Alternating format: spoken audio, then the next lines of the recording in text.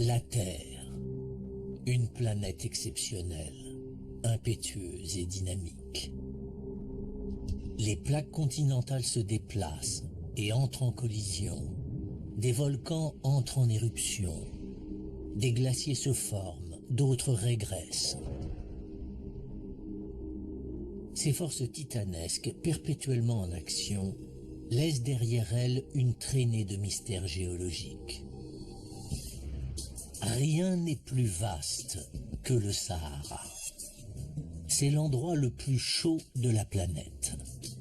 Une étendue désertique meurtrière, oubliée par le temps. Du moins, c'est ce que croyaient les scientifiques jusqu'à ce qu'ils découvrent une série d'indices surprenants. Des fossiles de créatures marines, des coquilles d'eau douce ensevelies par le sable, des restes humains dans des villages primitifs.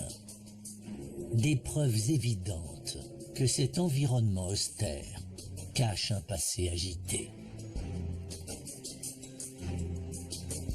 Un passé qui pourrait changer le cours de l'histoire de l'humanité et apporter un nouveau chapitre spectaculaire dans l'histoire des origines de la Terre.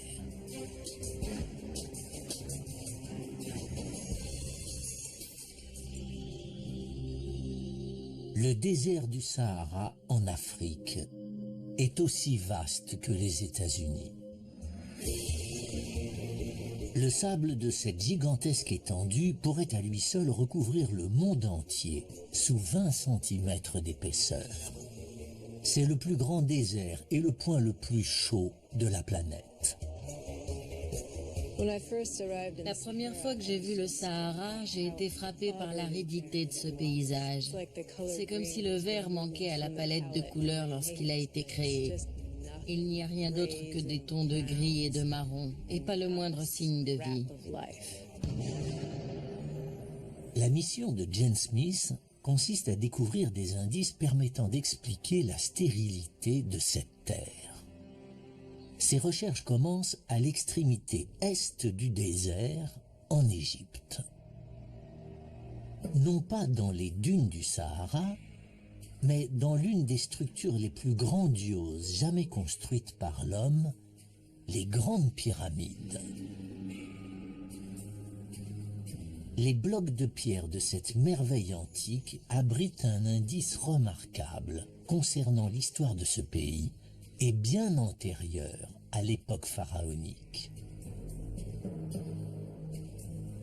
Si l'on observe d'un peu plus près les blocs de pierre qui constituent ces pyramides, on aperçoit de magnifiques fossiles marins. Les plus faciles à distinguer sont ces disques plats d'environ 2,5 cm, connus sous le nom de numulites. Ce sont des organismes unicellulaires. Numulus signifie petit écu en latin. Ce sont des organismes unicellulaires, parmi les plus gros ayant jamais existé. Dans des temps anciens, ces blocs étaient taillés dans des carrières du pays, puis traînés vers le chantier. Chaque bloc de pierre pesait 2,5 tonnes et il en fallut 2 millions, sur plus de 20 ans, pour construire la Grande Pyramide. Chose incroyable, jusqu'à 40% de chaque bloc est constitué des fossiles de ces créatures marines primitives. Plus important encore, ces numulites vivaient il y a 40 millions d'années, en milieu aquatique uniquement. Ça prouve que ce lieu, aujourd'hui désertique, était autrefois recouvert par l'océan. On évoque souvent la construction des pyramides, mais on n'imagine pas que les blocs qui les constituent contiennent ces superbes fossiles. Le Sahara est aujourd'hui le plus vaste désert au monde. Mais ces minuscules numulites laissent supposer qu'il était autrefois bien différent. De l'eau recouvrait peut-être cette étendue aride. Jane Smith se dirige plus dans les terres pour approfondir cette incroyable idée. Elle se rend dans une vallée désertique reculée, non loin des carrières où furent extraits les blocs de pierre. Ce lieu s'appelle Wadi Al-Hitan.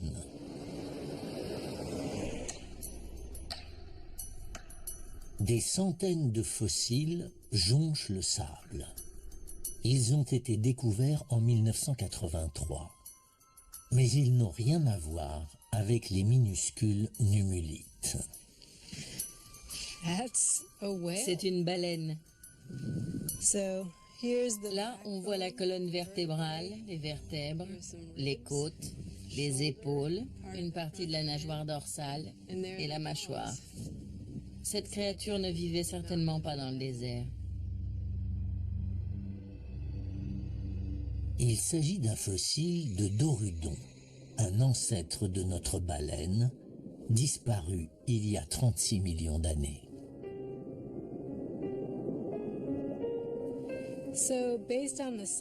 Vu la taille des vertèbres et le reste des ossements, il devait mesurer environ 6 mètres. Cet animal prouve que ce lieu était sous l'eau. Un océan recouvrait ce désert. Wadi Al-Hitan signifie « vallée des baleines » en arabe. Cette dépression qui s'étend sur 20 km réunit le plus grand nombre de fossiles au monde. Certains ont été découverts dans le sable, d'autres dans la paroi des falaises. Jusque-là, on en recense 400. Presque tous sont des créatures marines, ce qui vient confirmer que le Sahara était autrefois recouvert par les eaux. Voici le fossile d'un bébé baleine. Vous apercevez là sa mâchoire inférieure avec quelques dents, l'épaule, la colonne vertébrale, des côtes et la queue toute recroquevillée qui vient rejoindre sa tête. Comme si trouver des baleines en plein milieu du désert n'était pas assez curieux, un autre mystère reste à élucider. De nombreux fossiles sont ceux de très jeunes dorudons, comme celui-ci. Cet enchevêtrement rocheux délicat permet de comprendre pourquoi tant de bébés baleines sont morts ici. Le fossile du bébé baleine prouve que l'océan recouvrait cette terre. Ces rochers nous en apprennent plus encore sur le type d'océan. Ce sont des racines de palétuviers fossilisés. Ces racines se trouvaient sous l'eau, les palétuviers poussant en surface. La végétation ne se développe pas en eau profonde. Cette terre était donc recouverte par une étendue d'eau peu profonde lorsque ces dépôts se sont formés. Une étendue semblable aux Everglades en Floride où l'on trouve des palétuviers. Jane Smith a découvert le rivage de cette mer primitive. La faible profondeur des eaux permet d'expliquer pourquoi tant de jeunes animaux les peuplaient. Du fait de la présence d'un si grand nombre de fossiles, on peut imaginer qu'il s'agissait d'une baie peu profonde et abritée, où les baleines venaient mettre bas. C'est incroyable de voir des fossiles de baleines dans un lieu où les précipitations sont actuellement inférieures à 1 mm par an. On ne peut trouver de preuves plus éloquentes du changement géologique.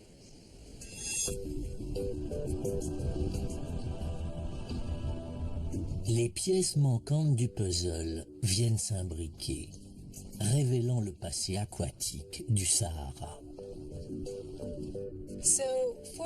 Il y a 40 millions d'années, ce désert devait former au beau milieu de cette vallée une baie recouverte d'eau peu profonde, d'un beau bleu-vert tropical. La côte s'étendait à l'horizon et des palétuviers poussaient dans les zones peu profondes. Des forêts pluviales et des marécages devaient recouvrir les terres. Les baleines ont dû dériver vers cette côte, attirées par l'abondance de nourriture. Mais cet océan est sur le point de disparaître. Les fossiles marins retrouvés en Europe et en Afrique prouve que cet océan s'étalait sur presque toute une moitié de la planète, reliant l'Asie à l'Atlantique. Il s'agit de l'océan Thétis, sous lequel une grande partie du Sahara est immergée. Reste à savoir quand et comment cette étendue luxuriante est devenue le désert aride que nous connaissons aujourd'hui. La réponse vient non pas des schémas climatiques, mais de la géologie. Le continent africain tout entier repose sur une gigantesque plaque d'écorce terrestre. Il s'agit d'une plaque tectonique. Et il y a 40 millions d'années, à l'époque éocène, cette plaque est en mouvement. Des baleines nagent donc dans cet océan de l'Éocène à Wadi Al-Hitan, tandis que la plaque africaine se déplace vers le nord. L'Afrique vient heurter l'Europe, refermant l'océan Thétis. Mais la plaque africaine continue son chemin. La partie nord de l'Afrique s'est surélevée, faisant ainsi reculer l'océan Thétis. Toute cette zone du nord de l'Afrique est à présent émergée. Elle est comme sortie de terre. Les baleines de Wadi Al-Hitan se retrouvent isolées et prisonnières dans une étendue d'eau qui ne cesse de diminuer. Le Sahara vient de faire ses premières victimes. Désireux de connaître le passé du Sahara, les géologues ont découvert jusque-là deux éléments importants. Des fossiles marins au cœur des grandes pyramides d'Égypte prouvent que les blocs de pierre étaient autrefois sous les eaux. Des squelettes de baleines révèlent qu'une mer recouvrait une grande partie du Sahara il y a 37 millions d'années. Alors que les puissantes plaques tectoniques font émerger le Sahara, un marécage tropical se forme. Afin de comprendre ce qui a pu le transformer en l'étendue désertique que nous connaissons aujourd'hui, les scientifiques doivent déterminer avec précision quand ce désert s'est formé. Mais les clés de ce mystère sont cachées là où on s'y attend le moins.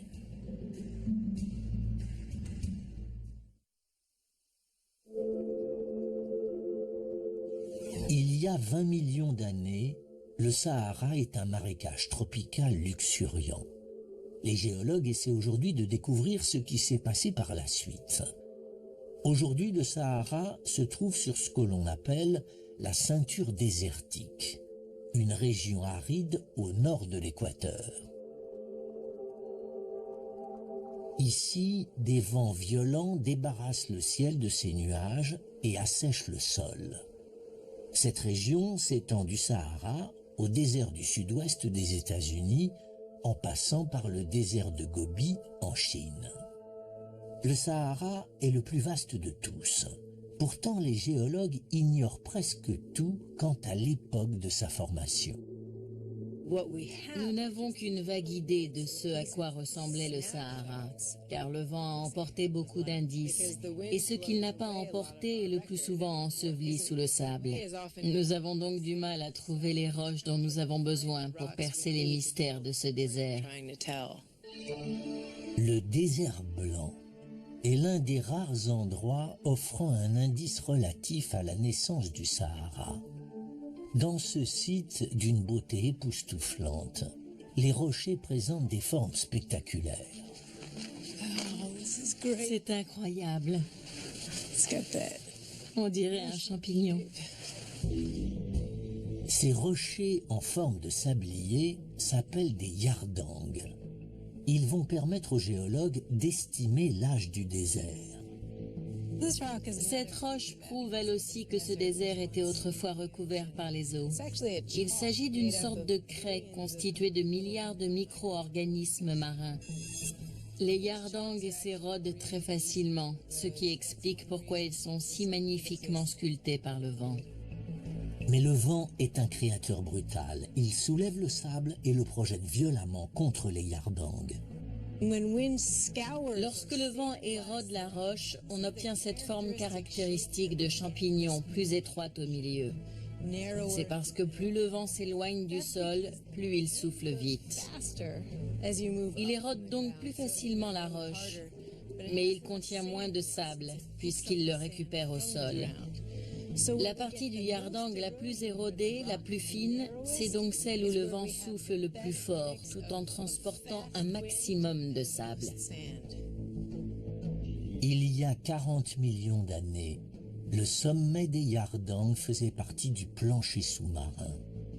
Mais le vent s'est élevé lorsque le Sahara s'est transformé en désert et il a commencé à sculpter ses formes.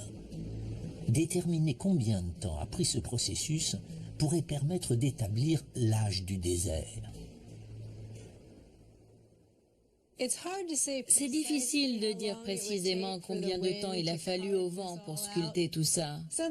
Un rocher tel que celui-ci, d'environ 4,50 m, je dirais entre quelques dizaines et quelques centaines de milliers d'années. Mais pour façonner toute cette étendue, il a dû lui falloir au moins 1 million d'années. Pourtant, les géologues pensent que le Sahara a plus d'1 million d'années. Dans leur quête d'une date plus précise, ils se tournent vers l'une de ses caractéristiques les plus emblématiques, les dunes de sable. Ici, dans le désert, les tempêtes de sable peuvent durer 4 jours. Le sable est projeté de toutes parts. Au cours de centaines de milliers d'années, il s'est accumulé, formant des dunes pouvant atteindre la taille d'un bâtiment de 50 étages. Ces montagnes de dunes dissimulent peut-être le secret de l'âge du Sahara. Dès que le climat devient aride, le vent peut former des dunes. Pour savoir combien de temps cela a pris, on peut essayer de dater les dunes elles-mêmes, mais c'est très difficile. C'est difficile car les dunes se déplacent sans arrêt. Le vent qui les construit les fait également disparaître, les déplaçant sur une quinzaine de mètres par an en moyenne. Pour obtenir l'âge précis du désert, les scientifiques doivent donc suivre le sable jusqu'à sa destination finale. Les gros grains de sable voyagent lentement et ne vont pas très loin. Mais les particules plus fines voyagent bien plus longtemps.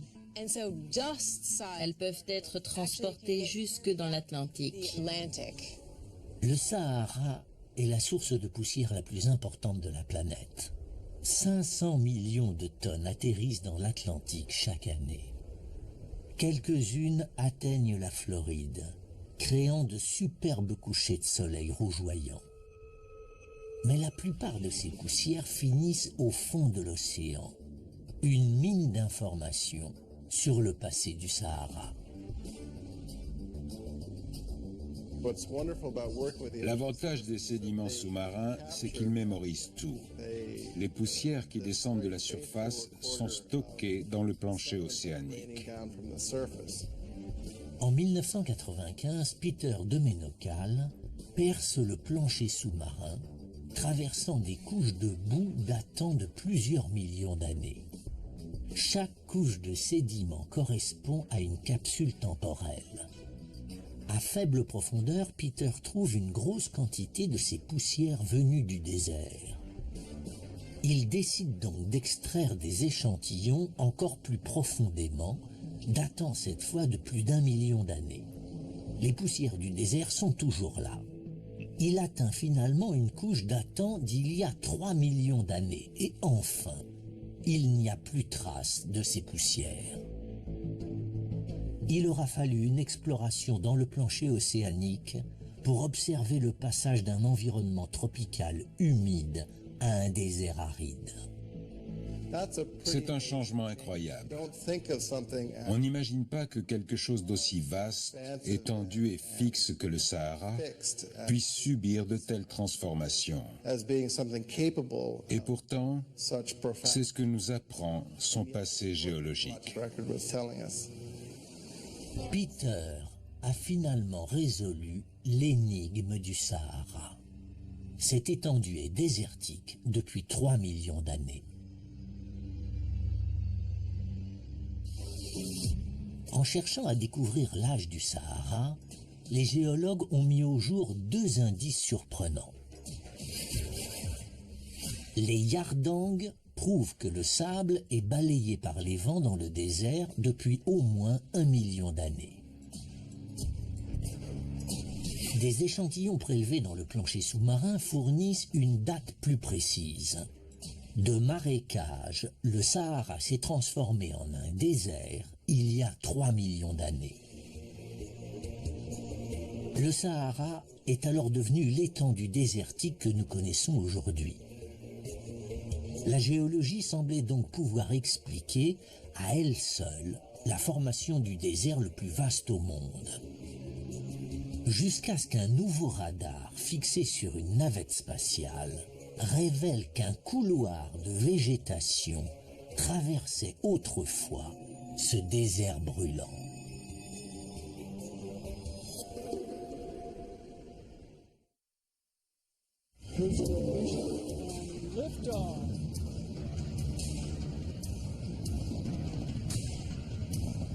En 1981, la navette spatiale fait une découverte surprenante.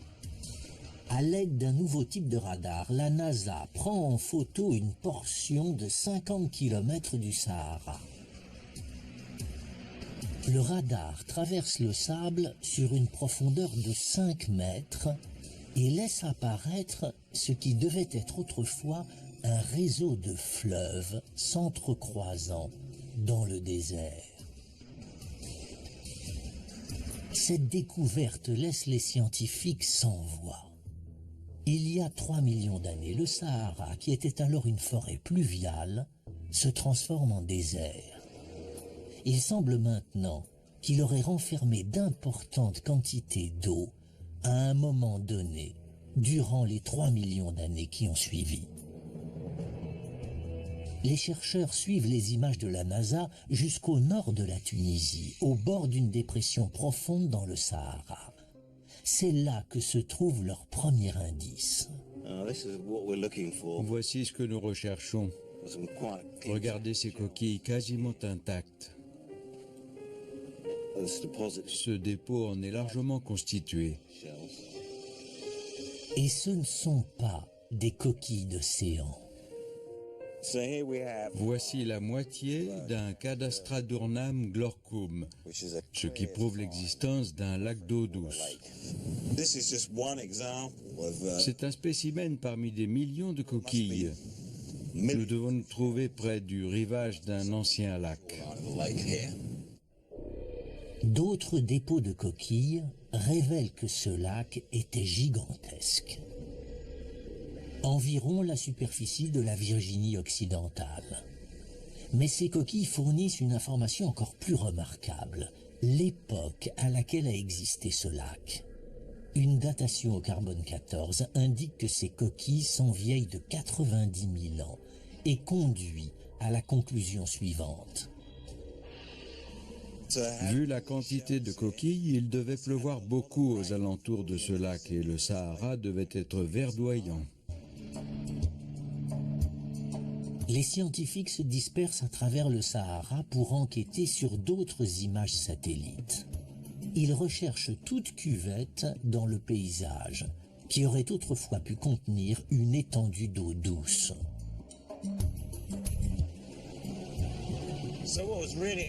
Les images radar prises par la NASA, associées à la technologie GPS, ont permis de retrouver des traces des lacs dans tout le désert. Et certains étaient immenses. L'existence de 3 lacs différents a été confirmée par la présence de coquilles d'eau douce. Ces lacs étaient si étendus qu'ils ont été surnommés mégalacs. Voici l'autre rive du méga-lac. C'en était un parmi d'autres au milieu de ce Sahara verdoyant. Une fois localisés tous les lacs, Drake se rend compte d'un fait étonnant. Voici ici le nord de l'Afrique Et là, la limite du Sahara. Nous nous trouvons là, en Tunisie, avec un mégalac ici. Et nous savons qu'un autre mégalac se trouvait ici, au sud de la Libye. Et un autre, encore plus grand, ici, au Tchad. S'ils avaient tous atteint leur taille maximale, ils auraient couvert 10% du Sahara. Ce qui les aurait rendus 3 fois plus étendus que les grands lacs d'Amérique du Nord. Ce qui est aujourd'hui le plus vaste désert du monde abritait autrefois des étendues d'eau douce parmi les plus grandes de la planète. Les changements climatiques soudains sont associés à différents phénomènes, de l'activité volcanique aux météorites heurtant la Terre. Mais Peter de Ménocal, chercheur en climatologie, pressent que cette transformation du Sahara n'est pas la première. Il se tourne alors vers les échantillons prélevés dans le plancher océanique. Notre approche consiste à utiliser ces sédiments marins comme archives des changements climatiques passés en Afrique. En observant les niveaux de poussière désertique datant de centaines de milliers d'années, il découvre que le Sahara a subi plus d'une transformation. La première fois que nous avons étudié ces échantillons, les bras m'en sont tombés, car nous avons découvert qu'il y avait déjà eu de tels changements. Pour expliquer ces changements réguliers et spectaculaires, Peter regarde au-delà du Sahara. Il décide de se pencher sur la rotation de la Terre elle-même, en particulier sur les petites oscillations qu'elle produit lorsqu'elle tourne autour du Soleil. Ces oscillations provoqueraient une légère inclinaison de la Terre.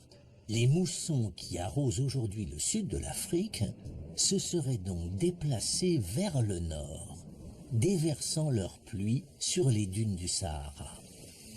Le point important, c'est que ces oscillations se produisent tous les 20 000 ans. Chaque période où le Sahara a été humide correspond à une phase d'oscillation, et cela dure depuis des millions d'années. Chaque fois que la bande pluvieuse se déplace vers le nord, le paysage se transforme et le Sahara redevient verdoyant. Pour moi, le plus incroyable, c'est comment de petites fluctuations dans quelque chose d'aussi simple qu'une oscillation dans l'orbite de la Terre peuvent entraîner des changements climatiques aussi spectaculaires dans une région aussi vaste. Les scientifiques savent à présent comment et pourquoi le Sahara est devenu verdoyant. Ils savent que des lacs gigantesques recouvraient une grande partie du désert, mais ils n'ont pas la preuve qu'ils étaient reliés entre eux. S'agissait-il d'immenses étendues d'eau de pluie isolées, ou formait-il un réseau de fleuves interconnectés, comme le suggèrent les images radars de la NASA?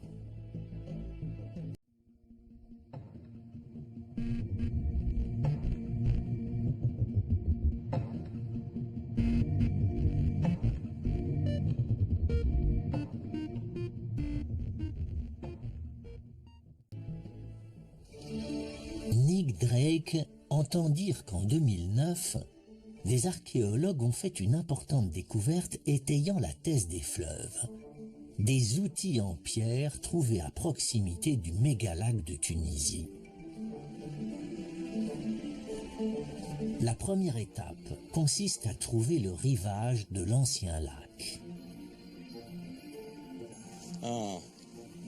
Ça me paraît bien.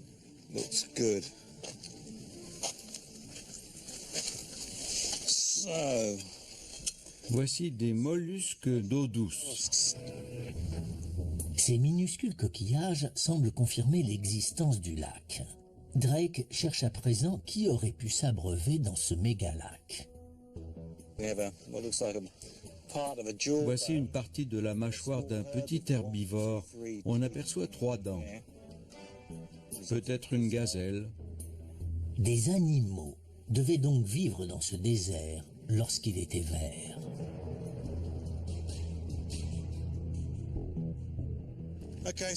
Voici un outil en pierre.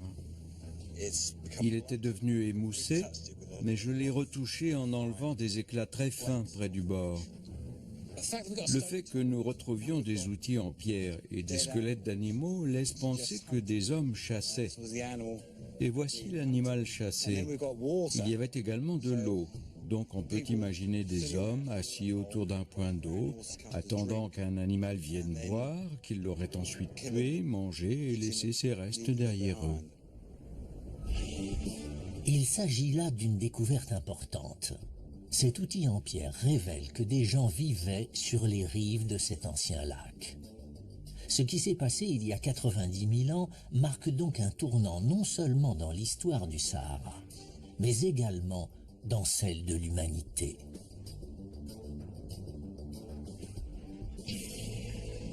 Nous descendons tous d'un même groupe d'hommes vivant dans l'est de l'Afrique, le berceau de l'humanité. Il y a entre 80 000 et 120 000 ans, l'homme moderne commence son long périple pour quitter l'Afrique. Personne n'est sûr de la route qu'il a empruntée. La théorie généralement avancée est que le Sahara était infranchissable. Les hommes ont donc rejoint la côte avant de traverser un isthme en direction de la péninsule arabique. Mais d'après Nick Drake, si le mégalac était alimenté par un réseau de fleuves, il aurait formé un couloir de végétation traversant le désert brûlant. Nos ancêtres auraient pu suivre ce réseau de fleuves, contourner le lac, suivre le second, puis suivre le troisième, avant de contourner le dernier lac, atteignant ainsi le nord de l'Afrique. Ils pouvaient ainsi quitter plus facilement la région. Le lac constitue une bonne théorie. Les fleuves plus le lac forment une théorie encore plus concrète. Pour étayer sa thèse, Nick Drake se dirige vers l'une des rares zones du désert où l'eau coule encore, une oasis. Il découvre une petite source qui abrite un indice précieux.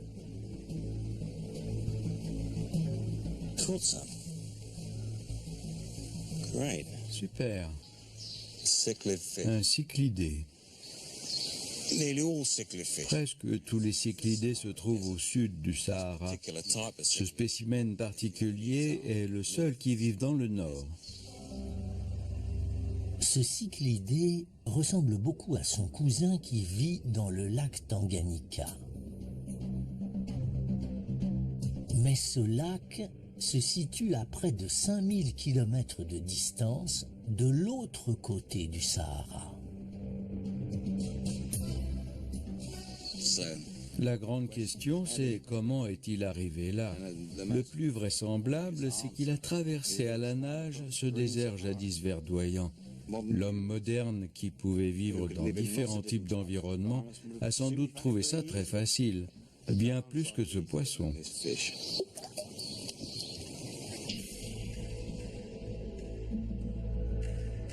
Ces fleuves et ces lacs ne vont pas durer. La porte se referme sur le couloir verdoyant. Mais les scientifiques savent à présent qu'à cause de l'oscillation de la Terre, le Sahara agit comme un pendule, passant d'une période humide à une période aride, tous les 20 000 ans. L'enquête a permis de découvrir 2 indices expliquant comment ces oscillations influent sur le Sahara. Des coquilles d'eau douce datant d'il y a 90 000 ans prouvent que le désert était autrefois recouvert par un gigantesque lac. Un cyclidé montre que le Sahara était parcouru par un fleuve, formant ainsi un couloir de vie à travers le désert. Mais les scientifiques doivent encore trouver des informations concrètes concernant la vitesse à laquelle ces changements se sont produits. Puis un archéologue égyptien fait une découverte étonnante dans le désert libyen témoignant de la dernière transformation du Sahara, le changement climatique le plus spectaculaire au cours des 10 000 dernières années.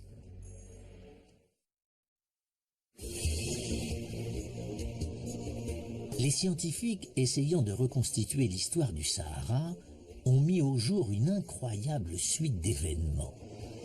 Il y a 40 millions d'années, le Sahara était recouvert par les eaux. Il y a 3 millions d'années, il devenait un désert. Depuis, il est passé successivement de terres verdoyantes à étendues arides tous les 20 000 ans. Les scientifiques se penchent à présent sur son passé géologique le plus récent, les 10 000 dernières années, afin de découvrir la vitesse à laquelle se transforme ce gigantesque désert.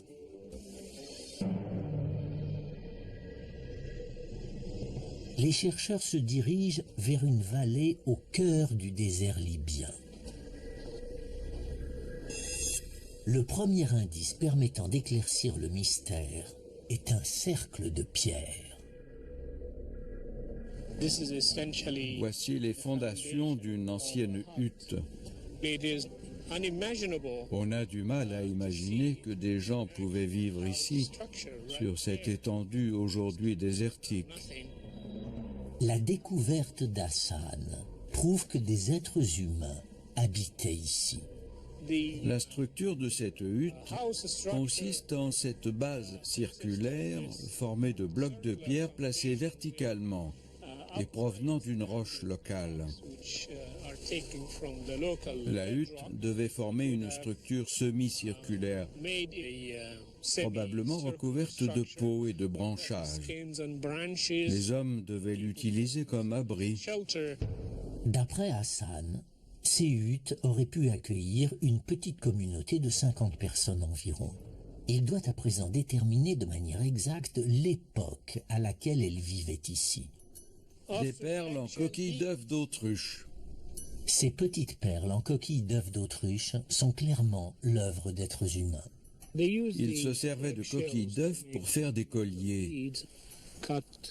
Ils taillaient de petits cercles qu'ils trouaient pour pouvoir y enfiler une ficelle et créaient ainsi des bracelets ou des colliers. Les coquilles d'œufs utilisées pour créer ces bijoux sont là elles aussi. Elles fournissent le second indice. Les coquilles d'œufs laissent évidemment penser que des autruches vivaient ici, ce qui est assez incroyable vu l'environnement. Il ne s'agissait donc pas d'une tribu nomade, mais d'une communauté de fermiers établis, élevant des animaux pour les manger. Hassan réalise une datation au carbone 14 des coquilles d'œufs d'autruche. Le résultat ? Des êtres humains et des animaux peuplaient le désert le plus meurtrier de la planète, il y a tout juste 7000 ans. C'est une preuve indéniable de la dernière explosion de végétation dans le désert. Une dépression dans le sol révèle que la pluie tombait ici durant les moussons. Ce dépôt de boue prouve qu'un lac profond se trouvait ici. Cette boue révèle l'existence d'une étendue d'eau qui aurait pu subvenir aux besoins d'un village. Vu la profondeur du lac, comme l'attestent ses couches sédimentaires, il devait y avoir beaucoup de végétation et d'animaux, et les gens devaient s'y sentir bien. En différents endroits du Sahara, les scientifiques ont retrouvé des traces de vie similaires. Des restes d'éléphants, de gazelles, d'hippopotames ou de crocodiles. Des peintures rupestres étonnantes décrivent même des hommes en train de nager.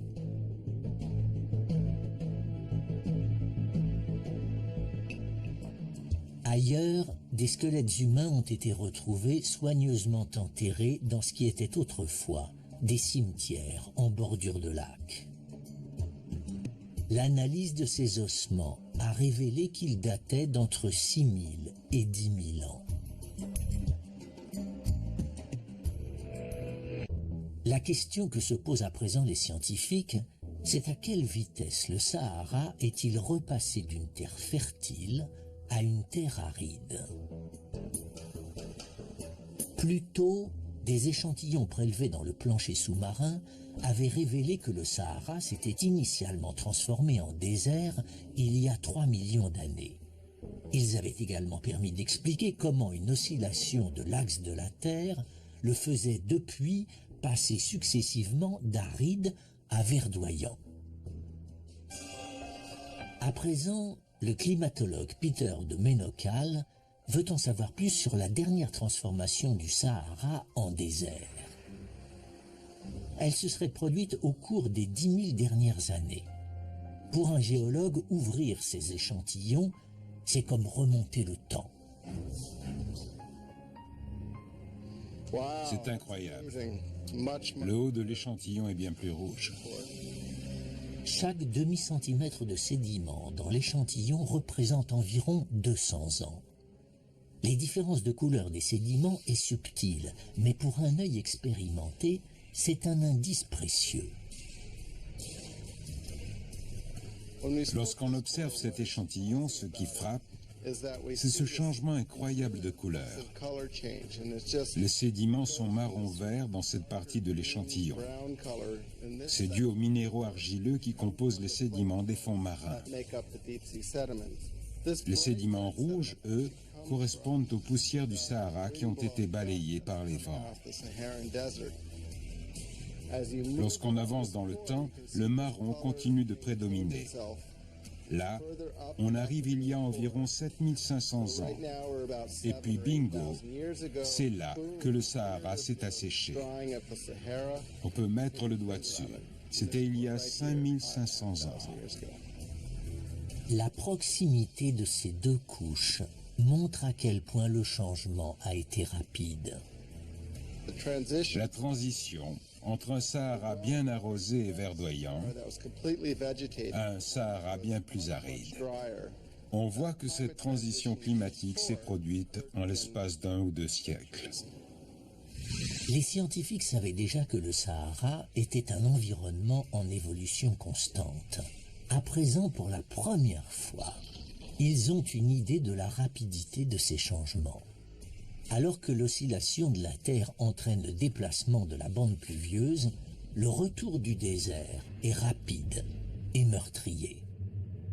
Ces transitions ont dû se produire sur quelques générations. En l'espace de 3 générations, les gens ont dû se rendre compte que leur environnement n'était plus supportable. Surplombant les vestiges du village au bord du lac, Hassan a découvert une grotte qui, selon lui, a joué un rôle important pour les habitants du Sahara lors de ce changement climatique soudain. Elle contient peut-être des indices témoignant de ce qui s'est passé. La première fois que je suis venu ici, le sable atteignait ce niveau. J'ai dû entrer en rampant car il avait tout enseveli. Ce sable balayé par les vents ne peut pas se former lorsque le désert est verdoyant. Le premier indice est enterré dans le sable. Des excréments d'animal en parfait état de conservation. Ces excréments sont non seulement révélateurs du climat de l'époque, mais ils constituent également un excellent matériau pour une datation au carbone 14. Elle va nous permettre de dater le dernier assèchement du Sahara. Ces crottes de chèvres ensevelies sous le sable révèlent que la communauté de fermiers était submergée par le désert. Dissimulé au fond de la grotte, un autre indice confirme qu'il venait s'abriter ici. Cette grotte présente une caractéristique intéressante, des empreintes de mains. C'est une preuve incontestable que des hommes ont vécu ici.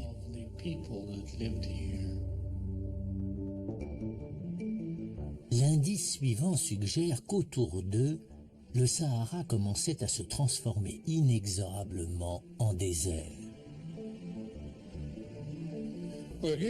Voici un dessin intéressant avec ses longues lignes. Il représente un nuage en train de déverser la pluie. Elle commençait à devenir rare en ce temps-là, et les hommes devaient venir prier ici pour qu'il pleuve. Mais avec la mousson repartie à plusieurs milliers de kilomètres au sud, leurs prières ne pouvaient être entendues.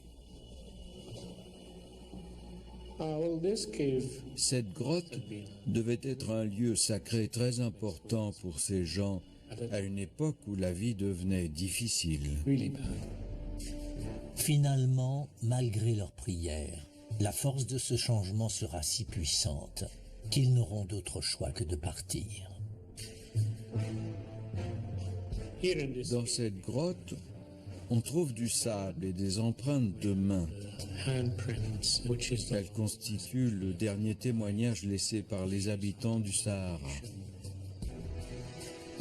L'histoire de cette grotte commence avec une inclinaison de l'axe de la Terre qui fait cesser la pluie au Sahara.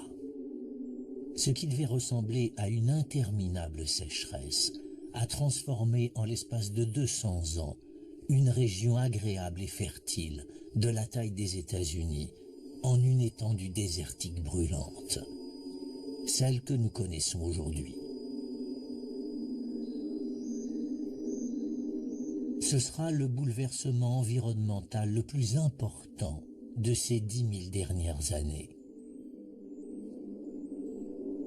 Ceux qui ont pu ont migré vers l'est en direction de la source d'eau la plus proche, la vallée du Nil. Un îlot de verdure au milieu du vaste désert. Cet exode aura une issue surprenante. La mort d'une culture, il y a 5500 ans, entraînera la naissance de l'une des civilisations les plus avancées de la planète.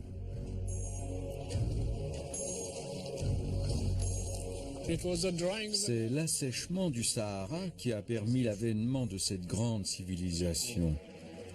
Les hommes sont arrivés de différents endroits du désert, ont établi leur village et en très peu de temps, ils ont rassemblé les ingrédients nécessaires à l'ascension de la civilisation égyptienne.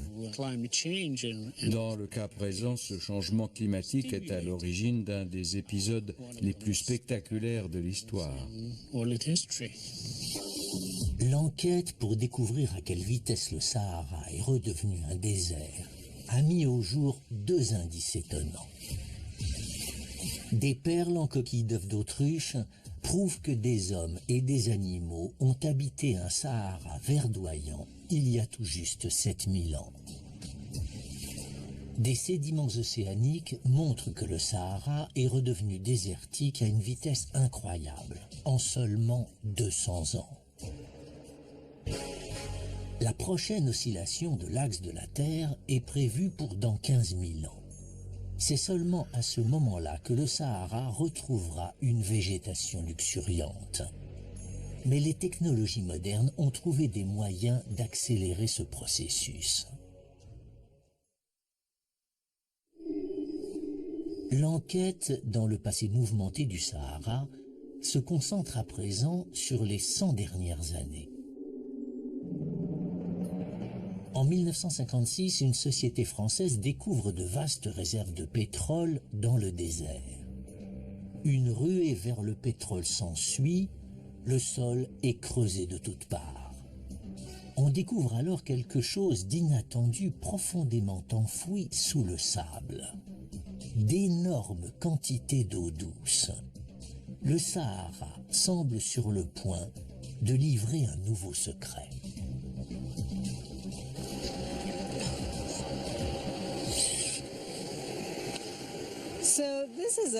Voici un puits classique d'où l'on pompe l'eau pour l'irrigation des champs. L'eau est assez chaude, ce qui signifie qu'elle vient d'assez loin dans le sol. Plus le puits est profond, plus l'eau est chaude. L'eau des pluies du Sahara peut atteindre 66 degrés Celsius.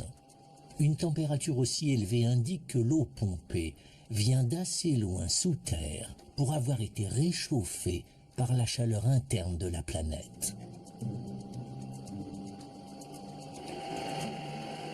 Des pompes comme celle-ci peuvent puiser de l'eau se trouvant à 1 kilomètre de profondeur, voire plus. Le désert privé de pluie depuis des années, cette eau doit bien venir de quelque part. Jane Smith identifie un nouvel indice. Lorsque je regarde les parois du puits, je vois que le fer les a colorées en rouge orangé. C'est de l'hématite, un minéral généralement présent dans l'eau qui a séjourné sous terre pendant longtemps. L'hématite et la chaleur de l'eau semblent indiquer la présence d'une réserve d'eau souterraine. Curieusement, d'importantes quantités d'eau se trouvent effectivement sous une grande partie du Sahara. Il faut chercher l'explication dans le grès. Le grès est constitué de couches de sable transformées en roches au cours de milliers d'années.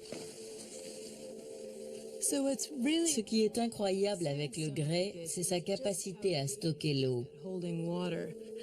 Cela est dû aux espaces poreux nombreux et assez gros entre les grains de sable. Si je verse de l'eau sur cette roche, comme ça aurait été le cas s'il avait plu sur le Sahara, elle est directement absorbée. Les scientifiques savent à présent que tous les 20 000 ans, une oscillation dans l'orbite de la Terre déplace la mousson vers le nord. Des pluies arrosent alors le désert. L'eau de ces pluies est en grande partie stockée sous terre. Il s'agit du système aquifère des grès nubiens. Telle une gigantesque éponge souterraine, il absorbe l'eau sous l'Égypte, la Libye et le Soudan. Bien qu'il n'y ait rien d'autre ici que du sable et de la roche, sous mes pieds, il y a autant d'eau que dans les grands lacs d'Amérique du Nord. La présence d'une réserve d'eau, même éloignée sous terre, est surprenante vu les températures torrides du Sahara. En 1922, en Libye, le mercure a atteint 57 degrés, un record jamais battu depuis. L'ironie de la chose, c'est que l'eau est protégée par le désert lui-même. Des couches d'argile recouvrent le grès, le protégeant ainsi des rayons du soleil. L'argile agit également comme un enduit étanche, retenant l'eau dans la roche et créant une pression. Les lignes de faille dans l'argile sont à l'origine des fameuses oasis du désert.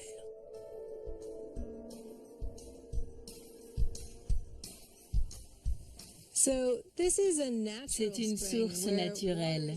L'eau remonte de l'aquifère nubien sous sa propre pression. Il s'agit en fait d'eau fossile. Elle date d'il y a 1 million d'années. Cette réserve d'eau est un héritage du passé verdoyant du Sahara. Ce sont les vestiges de ces lacs immenses et de ces fleuves. Il s'agit là d'un seul aquifère. Les scientifiques utilisent aujourd'hui des radars pénétrant le sol pour localiser et répertorier d'autres aquifères dans le Sahara. C'est la promesse d'encore plus d'eau douce. Cette nouvelle technologie offre l'espoir d'un Sahara à nouveau verdoyant, indispensable à l'agriculture et à l'élevage. Si tout fonctionne comme prévu, il y aura ici 200 puits. Mais il pourrait ne constituer qu'une solution à court terme. Il s'agit d'une nappe phréatique fossile. L'eau ne se renouvelle pas. Il arrivera un moment où il n'y en aura plus.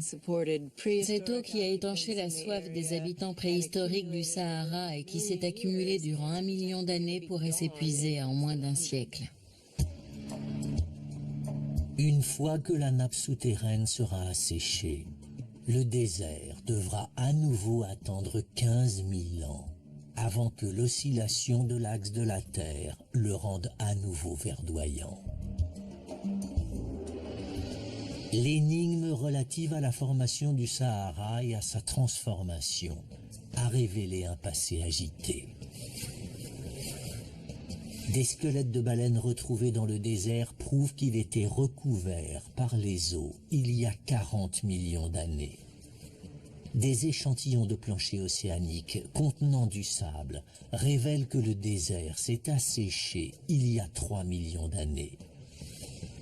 Des coquilles d'eau douce montrent qu'il y a 90 000 ans, une oscillation dans l'axe de la Terre a entraîné la formation d'immenses lacs et de fleuves. Cette oscillation rend le Sahara à nouveau verdoyant tous les 20 000 ans. Des perles en coquilles d'œufs d'autruche indiquent qu'il y a tout juste 7 000 ans, le Sahara voyait vivre ses derniers habitants avant de redevenir désertique. Les secrets du Sahara ont finalement été dévoilés.